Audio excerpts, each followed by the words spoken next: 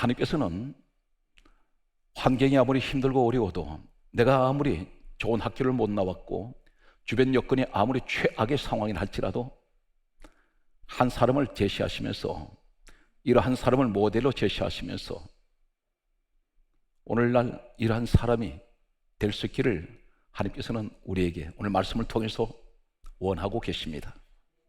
그 사람은 바로 구약에 나타난 요셉이라는 사람입니다. 참고로 말씀을 드립니다. 이 요셉이라는 사람은 BC 1915년 그는 야곱이라는 사람의 11번째 아들로 태어났습니다. 그리고 이 사람은 BC 1898년 그의 나이 17세가 되었을 때에 배다른 형제로부터 그런 죽임을 당하게 되었는데, 구덩이에 던져졌을 때 이 아이가 죽지 않을 때 17세 나이 때 애굽의 노예로 팔았습니다. 다른 사람도 아닌 형제에게 팔려갔습니다. 이 사람은 1885년 그의 나이 30세가 되었을 때에 17세의 노예로 팔려갔던 것은 30세가 된 13년 노예 생활 후에 애굽이라는 강대국의 국무총리로 이 사람은 이제 권세를 하나님께서 주시게 됩니다. 이 사람은 1876년 그의 나이 39세가 되었을 때에, 오늘 창세기 46장 27절에 보게 되면 70명의 가나안 땅에 있던 자신의 가족들을 전부 애굽으로 이주를 시키게 됩니다. 그의 나이 그때가 39세였습니다. 이 사람은 1805년 110세를 일기로 그런 이 세상을 떠나게 됩니다. 오늘 하나님께서는 요셉이라는 이야기를 왜 하고 계실까요? 창세기는 1장부터 50장까지로 되어 있습니다. 그런데 이 창세기 안에는 전 성경의 위대한 역사에 하나님께서 가장 크게 서셨던 인물들이 소개되고 있습니다. 대표적인 인물은 노아, 아브라함, 이삭, 야곱, 요셉이라는 사람이 있습니다. 그런데 창세기 50장 안에는 노아라는 위대한 인물은 4장밖에 기록하지 않습니다. 아브라함은 10석장을 기록하고 있습니다. 그리고 이삭이라는 사람은 5장을 기록하고 있습니다. 야곱은 10석장을 기록합니다. 그런데 가장 많은 분량을 기록하고 있는 사람이 요셉입니다. 요셉은 14장에서 15장을 기록하고 있습니다. 이 사람은 기구한 청년이었습니다. 어릴 때 유일한 친혈육이라고 하는 동생 베냐민이 있었는데, 이 베냐민이 어머니가 이 아이를 낳으면서 바로 그 자리에서 죽었습니다. 탯줄을 자르자마자 베냐민은 태어나고 어머니는 세상을 떠났습니다. 이 요셉의 아버지 야곱은 복잡한 이 가계 구도를 가지고 있습니다. 부인이 4명이었습니다. 그 가운데 한 사람이 바로 요셉의 어머니 라헬이었습니다. 이 3명의 어머니는 아이들을 낳았는데 전부가 요셉보다 형들이었습니다. 배다른 형들입니다. 그런데 이 사람들은 한결같이 난폭하고 잔인한 그러한 형제들이었습니다. 이런 배경에서 요셉은 생활할 수밖에 없었습니다. 늘 눈칫밥을 먹으며, 그리고 어머니가 없는 고아원인 고아로 이 형제는 자라날 수밖에 없었습니다. 천덕꾸러기였습니다. 0.01%도 이 요셉은 환경을 보게 되면 어느 한 곳도 성공할 수 있는 확률은 하나도 없습니다.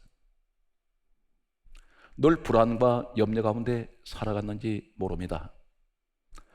오늘 성경 말씀은 이렇게 접근합니다. 창세기 35장 18절 말씀에 보게 되면 베들레헴 길에서 바로 요셉의 어머니 라헬이 베냐민 남동생을 낳다가 난산으로 어머니는 죽게 됩니다. 이때 이 베냐민 이름을 베노니라고 짓게 됩니다. 베노니는 슬픔의 아들이라는 뜻을 가지고 있습니다. 라헬 어머니가 그렇게 지었습니다. 이 아이를 낳으면서 라헬은 세상을 떠나야만 했습니다. 그래서 이 아이를 가리켜 이 핏덩어리를 바라보며 너는 슬픔의 아들이다 했는데, 그 아버지 야곱이 이 아들 이름을 바꿉니다. 베논이라는 이름을 베냐민으로 바꾸는 것은 너는 오른손의 아들이라 했습니다. 오른손은 강한 것을 말합니다. 너는 강한 아들이 되어라. 이런 의미로 태어난 이 베냐민, 이 핏덩어리가 태어나면서 다른 어머니들이 있지만 베냐민을 돌봐줄 수 있는 어머니는 없습니다. 그들은 각각 자녀들이 있습니다. 아버지 야곱은 양치는 목동입니다. 목자 일을 하는 이 집안에서는 사막 한가운데서 양을 칠 때 아버지는 날만 새면 양을 몰고 밖으로 나갑니다. 유목민 생활을 하는 이 사막 한가운데 살아가는 그들은 집에서는 어쩌면 홀홀단신 이 요셉과 어린 이제 갓 태어난 이 베냐민만 있었을 것입니다. 아이가 보채입니다. 형이 안고 업고 이 아이를 아무리 달래도 울음을 거치지 않을 때가 있습니다. 이 아이의 모든 것을 뒤치다거리를 다 해줘야 됩니다. 그런데 어느 날 이 요셉이 꿈을 꾸게 됩니다. 두 번 꿈을 겹쳐 꾸는데 창세기 37장 6절에 보게 되면 첫 번째 꾸었던 꿈은 곡식 단들이 자신에게 절하는 꿈을 꾸었습니다. 계속되는 말씀을 보게 되면 창세기 37장 9절 말씀을 보게 되면 해와 달과 별이 자신에게 절하는 꿈을 꾸게 됩니다. 해와 달과 별은 하늘에 있습니다. 곡식 단들은 땅에 있습니다. 무엇을 의미할까요? 성경은 단순하게 이 고난 가운데 살아가는 천덕꾸러기인 아무도 돌봐주지 않는 단 두 형제 요셉과 베냐민, 이 형제에 대해서 왜 하나님은 요셉 얘기를 그렇게 많이 하고 계실까요? 성경은 무슨 이야기입니까? 무슨 옛날의 동화 속의 이야기처럼 그런 이야기를, 옛날 이야기를 하기 위해서 성경에 기록했을까요? 성경 말씀은 예수님께서 오셔서 이렇게 말씀하셨습니다. 요한복음 5장 39절에 말씀하시기를 이 성경은 내게 대하여 정언하는 것이다. 예수님 이야기라는 것입니다. 이미 예수님 오시기 전에 구약에 기록된 이 사건들은 전부 다 이 땅에 오실 예수 그리스도를 가리키고 있다는 것입니다. 오늘 창세기는 모세가 기록을 했습니다. 모세가 기록했는데 창세기를 모세가 기록한 이 책을 가리켜 예수님께서 친히 제자들에게 입을 빌려서 말씀하지 않습니다. 주님이 직접 말씀하시기를 성경에 이렇게 말씀합니다. 요한복음 5장 46절에 말씀하시기를 모세는 내게 대하여 기록하였습니다. 전부 예수님 이야기라는 것입니다. 그러면 요셉이 꾸었던 이 꿈은 예수 그리스도의 복음적인 이야기라는 것입니다. 그것이 무엇입니까? 성경에 근거가 없는 이야기라면 안 됩니다. 잘못된 논리를 펼 수 있습니다. 그런데 성경은 분명히 이 사실에 관해서 해답하고 있습니다. 이 땅에 오신 예수님이 누구신가요? 빌립보서 2장 6절에 그는 근본 하나님 본체가 되십니다. 그분이 하나님 본체셨습니다. 사람의 육신의 모습으로 이 땅에 오셔서 십자가에 친히 그분은 죽으시고 죄인된 우리를 구원하셨습니다. 그런데 이 땅에 오신 예수님, 하나님 본체 되신 그분이 이 땅에 오셔서 우리에게 하신 말씀이 있습니다. 빌립보서 2장 10절에 말씀하시기를 하늘에 있는 자들이나 땅에 있는 자들이나 땅 아래에 있는 모든 무릎을 예수 이름에 꿇게 하시고 이렇게 말씀하셨습니다. 모든 무릎을, 하늘에 있는 자가 누구인가요? 해와 달과 별입니다. 땅에 있는 자는 무엇입니까? 모든 곡식 단들이라고 말할 수가 있습니다. 그런데 하늘에 있는 자들이나 땅에 있는 자들이 모든 무릎을 예수 이름 앞에 무릎 꿇게 만듭니다. 그렇다면 요셉이 꿨던 꿈은 어떤 것인가요? 요셉의 꿈을 꿀 때 자신한테 하늘의 해와 달과 별이 절합니다. 땅에 있는 것들이 절을 하고 있습니다. 왜 그렇습니까? 이 꿈을 가졌기 때문에. 바로 이 꿈이 누구신가요? 복음적으로 예수 그리스도를 말씀합니다. 예수 그리스도가 계신 곳에는 모든 것이 천하 만물이 무릎 꿇습니다. 요셉의 꿈은 바로 예수 그리스도였습니다. 주님에 대한 꿈을 갖게 되면 누가 주셨습니까? 하나님이 주셨습니다. 사랑하는 성도 여러분, 지금 이 시대는 절망의 시대라고 말합니다. 고난의 시대입니다. 한치 앞도 내다보지 못합니다. 또 무슨 일이 닥쳐올지 모릅니다. 늘 불안의 연속입니다. 마치 사방에 지리밭이 묻혀있는 것 같습니다.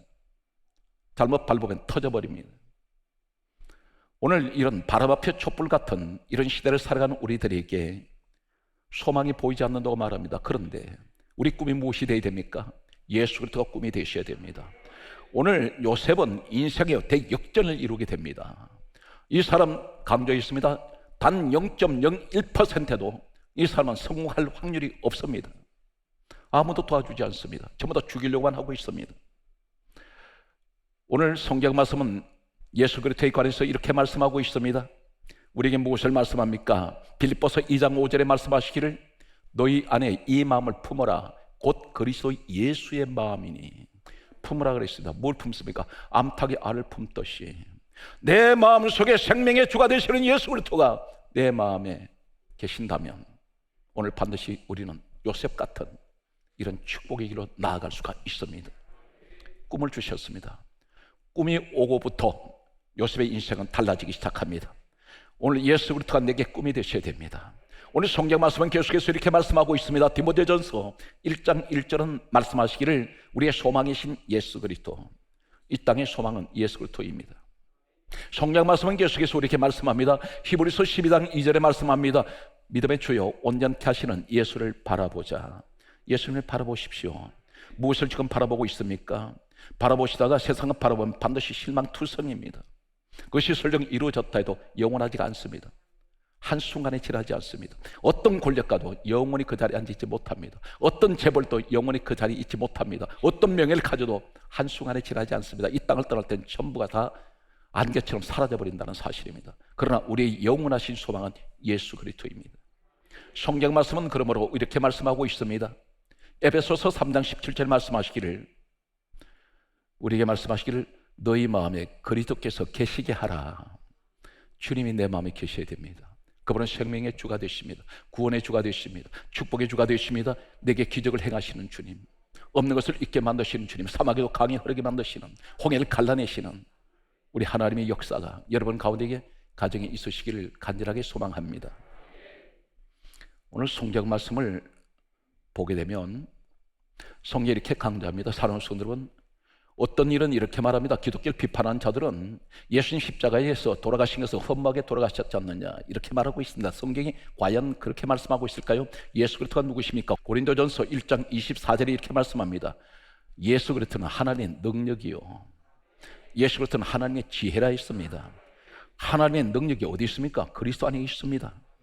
하나님의 지혜가 어떤 지혜입니까? 천지 우주 만물을 창조하신 지혜입니다. 하나님의 지혜가 어디 있습니까? 그리스도 안에 있다는 것입니다. 사랑하는 성도 여러분, 오늘 이 자리에 고난의 시대를 살아가는 우리들에게, 특별히 여러분 가정에 자녀들에게 예수 그리스도가 꿈이 되시길 바랍니다. 오늘 성경 말씀은 계속해서 이렇게 말씀하고 있습니다. 이 요셉의 꿈을 꾸고 난 후에 너무나 기뻤습니다. 그래서 아버지한테 이 사실을 이야기를 하게 됩니다. 오늘 성경 말씀은 이렇게 기록하고 있습니다. 아버지 야곱에게 요셉의 꿈 얘기를 했을 때 창세기 37장 10절에 보게 되면 아버지가 뜻밖에도 심한 야단을 치게 됩니다. 꾸짖었다 했습니다. 이 꾸짖다는 이 의미는 무슨 얘기입니까? 주먹으로 욱박지르듯이 그렇게 나무랐습니다. 무시합니다. 뭐라고 말합니까? 나와 너 어머니가, 너 형들이 너에게 절하라는 이야기냐? 그렇게 꾸짖습니다. 무엇을 얘기하냐면 너는 비록 내가 너를 불쌍하게 여기고 내가 너를 사랑하지만 내가 너를 볼 때는 네가 어찌 그러한 자리에 내가 오를 수 있느냐? 그러면서 이 아들을 무시해버립니다. 아버지한테 무시당하는 요셉. 급기야는 어떤 일이 생깁니까? 창세기 37장 24절 말씀을 보게 되면 성경 말씀은 이렇게 기록하고 있습니다. 형들이 요셉을 죽이려고 구덩이에 집어 던졌습니다. 목적이 무엇입니까? 구덩이에 던진 목적은 죽이려고 던졌습니다. 그런데 죽지 않습니다. 다시 끌어냈습니다. 그래서 성경이 이렇게 강조합니다. 창세기 37장 28절 말씀 보게 되면 애굽의 노예 상인들에게 요셉을 은 20에 팔았습니다. 누가 팔았습니까? 형들이 팔았습니다. 몇 명이 팔았습니까? 10명의 똑같은 마음을 가지고 이 아이를 팔아버렸습니다. 이때 노예로 팔려가는 요셉의 모습은 단순한 모습이 아니라는 사실을 시편 105편 17절에서 19절에 이렇게 정언하고 있습니다. 그는 발이 착고에 차이고 그 몸은 쇠사슬로 매였다 그랬습니다. 그래서 끌려갔다고 기록되어 있습니다. 발이 착고에 차있다는 것은 쇠고랑으로 채웠다는 것입니다. 도망가지 못하도록, 뛰지 못하도록 묶습니다. 그리고 이 발과 발사를 연결시켜 놨습니다. 쇠고랑으로. 그리고 온몸을 쇠사슬로 묶어버렸습니다. 17살 나이입니다.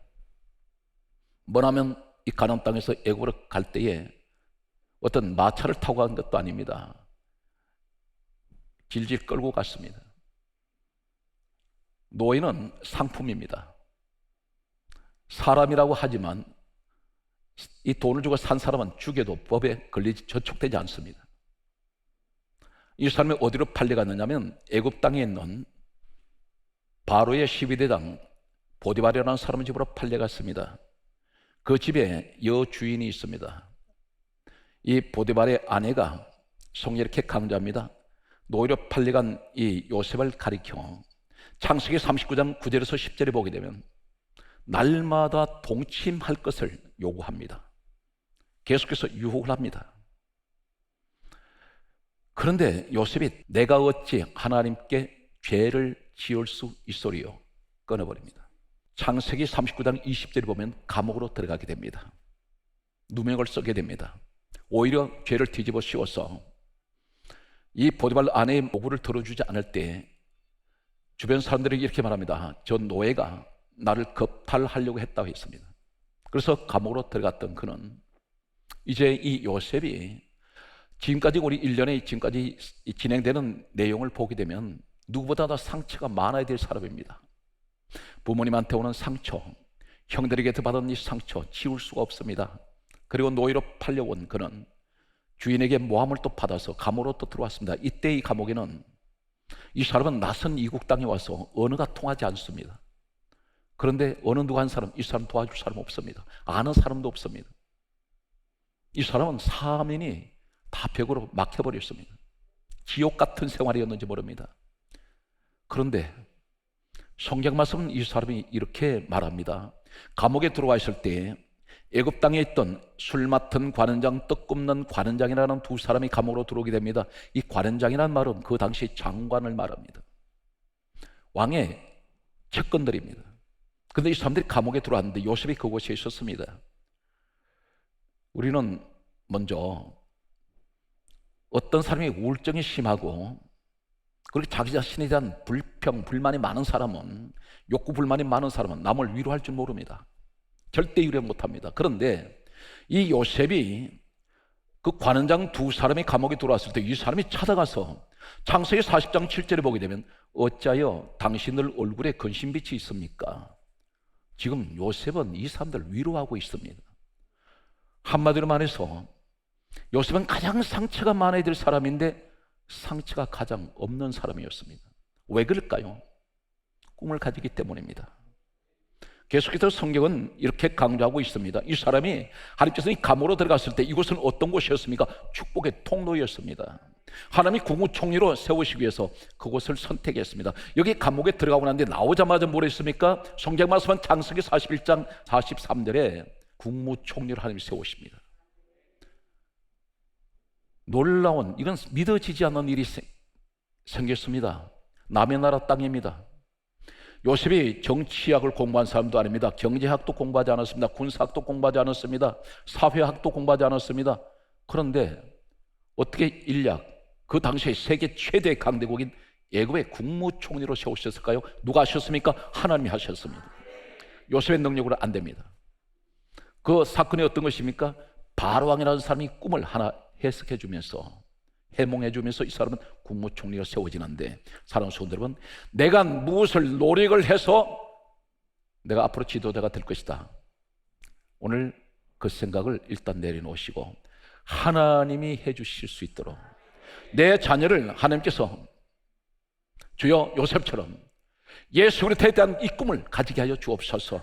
오늘 이 꿈을 가진 내 자녀에게 하나님 방법으로 이 아이를 세워 주시옵소서. 여러분이 이러한 간절한 기도를 할 수 있는 부모님이 되시기를 바랍니다. 오늘 성경 말씀은 계속해서 이렇게 말씀하고 있습니다. 국무총리가 되었던 이 요셉을 소개합니다. 아버지께 무시당했던 이 아픔이 있습니다. 굉장한 아픔이 있습니다. 그런데 국무총리가 되고 난 후에 기근이 닥쳐왔는데 온 세상이 저보다 가뭄이 덮쳐버렸습니다.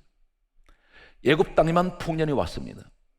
주변 각 나라는 전부 기근이 와서 사람들이 심한 가난에서 식량을 구하려고 애굽으로 오게 됩니다.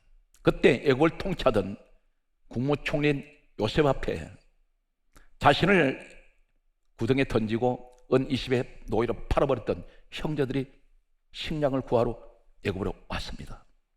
요셉 눈에는 그들이 자신이 배달한 형제들인 것을 압니다. 그런데 이 형들은 요셉이 상상하지도 못하는 국무총리가 되어서 앞에 앉아 있는 것을 그들은 알지 못했습니다. 성경 말씀은 이렇게 기록하고 있습니다. 창세기 43장 7절에 보면 그 형제들이 이렇게 묻습니다. 첫 마디가 수십 년 만에 만났는데 하는 말이 이렇게 말합니다. 너희 아버지가 아직 살아계시느냐? 이 말씀이 무슨 말인지 아십니까? 아버지 안부를 가장 먼저 물었습니다. 그런 효자입니다. 한시도 마음에 아버지를 마음을 내려놓은 적이 없습니다. 너무나 보고 싶은 아버지. 이 아버지에 대한 생사를 물었습니다. 한 번 물은 것이 아닙니다. 성경은 이렇게 강조합니다. 창세기 43장 27절에 그 노인이 안녕하시느냐? 아직도 생존하시느냐? 계속 묻습니다. 이 내용 속에는 이 야곱의 효심이 있습니다. 아버지가 보고 싶고 늘 아버지가 어떻게 지내시는지, 그분이 건강하신지 늘 마음을 잠시도 내려놓지 못했던 이 사람. 이 사람은 용서와 사랑이 있는 사람입니다. 누구를 닮았습니까? 예수님을 닮았습니다. 예수님 모습입니다. 예수 그리스도에 대한 꿈을 가진 사람은 반드시 예수 그리스도의 마음을 가집니다. 이것이 십자가의 사랑이라는 것입니다. 성경은 계속해서 이 형들이 나중에 그 국무총리가 자신의 동생인 것을 알았습니다. 그때에 이 형들은 불안하기 시작합니다. 저 요셉이 반드시 우리를 죽일 것이다. 우리가 그를 팔았고 그를 노예로 애굽 땅으로 보냈기 때문에 저 사람 그냥 두지 않을 것을 할 때에 요셉이 뭐라고 말합니까? 창세기 50장 21절에 이렇게 말합니다. 당신들은 두려워하지 마소서. 내가 당신들과 당신의 자녀들을 내가 기르리이다. 간곡한 말로 위로했습니다. 원수를 위로하고 있습니다. 원수에게 말하기를 내가 당신들을 책임지고 당신 자녀들까지 내가 책임지겠습니다. 오늘 이런 마음을 가진 사랑과 용서의 사람 요셉의 마음은 왜 이런 마음을 가지고 있을까요? 그에게는 꿈이 있기 때문입니다. 바로 그 꿈은 하늘에 있는 것들이나 땅에 있는 것들이나 모든 것들이 다 예수 앞에 무릎 꿇는 바로 예수 그리스도의 꿈을 내가 가지고 있기 때문입니다. 오늘 사랑하는 성도 여러분, 성경 말씀은 이렇게 말합니다. 요셉이 이 고난의 과정을 지나온 것이 요셉이 국무총리가 되고 난 뒤에 깨달았습니다. 뭐라고 말합니까? 이 사람이 하는 말이 있습니다. 창세기 45장 8절에 보면 나를 이곳으로 보낸 이는 당신들이 아니요 하나님이시라. 내가 주님 앞에 기도했고 지금 열심히 믿음 생활 해오면서 교회 열심히 평생을 다녔던 우리 집안은 내 자식은 왜 저렇게 어려워지고 교회를 다운지지 않는 내 집안 식구들은 저렇게 잘 됩니까? 이런 갈등을 할 때가 있습니다. 그런데 성경에 뭐라고 그러시는지 아십니까? 요셉의 고백이 되시기 바랍니다. 내가 형제들에게 팔려서 이곳에 노예로 왔던 것 지나고 보았더니 하나님이 나를 국무총리까지 인도하시려고 나를 이곳으로 보낸 이는 당신들이 아니요 하나님이 해주셨습니다. 이 고백이 서시기 바랍니다. 우리는 지금 인생길을 가고 있습니다. 인생의 종착역이 아닙니다. 진행형입니다. 앞으로 여러분은 오늘 요셉이 고백하는 이 고백의 자리까지 우린 가게 될 것입니다. 하나님이 여기를 인도하시려고 내가 이 고난의 길을 걸어왔는데 그 고난의 길은 고난의 길이 아니라 축복의 길이었습니다. 축복의 길로 가는 과정이었다는 것입니다. 오늘 사랑하는 성도 여러분, 예수가 꿈이 되시기 바랍니다. 오늘 성경 말씀은 이렇게 전체적으로 오늘 말씀을 제가 드린 내용 가운데 오늘 가장 중요한 말씀의 핵심이 되는 내용이 오늘 제가 소개하는 이 내용 속에 있습니다. 그 내용이 어떤 것일까요? 오늘 성경 말씀을 보게 되면 요셉이 아이를 낳습니다. 아들 둘을 낳게 되는데 큰 아들은 므낫세, 둘째 아들은 에브라임입니다. 창세기 41장 51절에 보게 되면 므낫세 큰아들이 태어났을 때 이렇게 고백합니다. 그 이름이 어떤 뜻이냐면 하나님이 내 모든 고난을 내 아비의 집 일을 잊어버리게 하셨다 하며, 이 므낫세란 말은 잊어버렸다는 뜻입니다. 이 말이 무슨 말인지 아십니까? 하나님께서 내 모든 고난을 잊어버리게 하셨다.